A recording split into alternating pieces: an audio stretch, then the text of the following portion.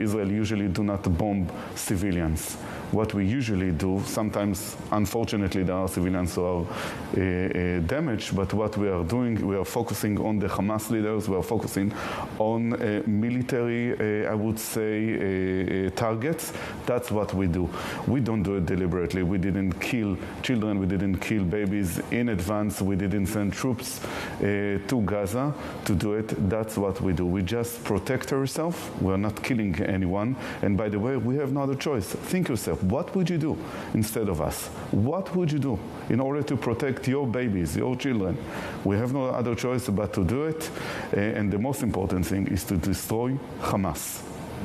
What's your response? I was going to say, when can you open that border? I don't think it depends on us. Rafah is the border with Egypt. I mean, they can do it themselves. It's jointly controlled, though, is it not? Of course, but the Egyptians can do it. It has nothing to do with us. The Western world and your Western allies have said, nonetheless, that Israel must act with restraint. But there is no doubt at all, Ambassador, that Israel has every right to defend itself. Of course. How then do you operate in that environment?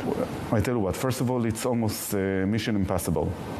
But what we are trying to do, first of all, we call to the residents of northern Gaza to evacuate, because in a contrary to the Hamas, we don't kill people, we don't kill innocent people, in our first, I would say, thought.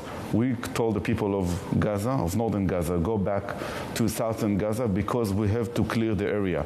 The area is full of Hamas terrorists, is full of weapons. There are laboratories of weapons in northern Gaza, and we have to clear it completely.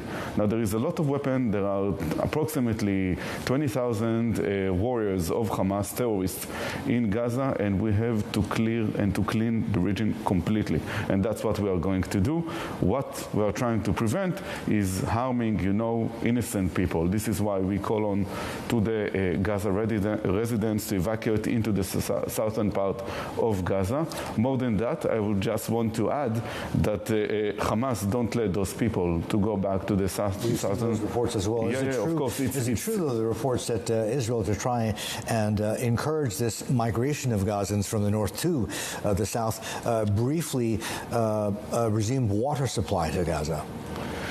I'll tell you what is the most important thing. First of all, there is water in Gaza, but what we are trying to do is to put a pressure on Hamas, because you have to understand, if we will not put this pressure, the outcome in the future will be more severe. More than that, this fight is about the existence of the State of Israel. I call it personally our second independence war, and we must win.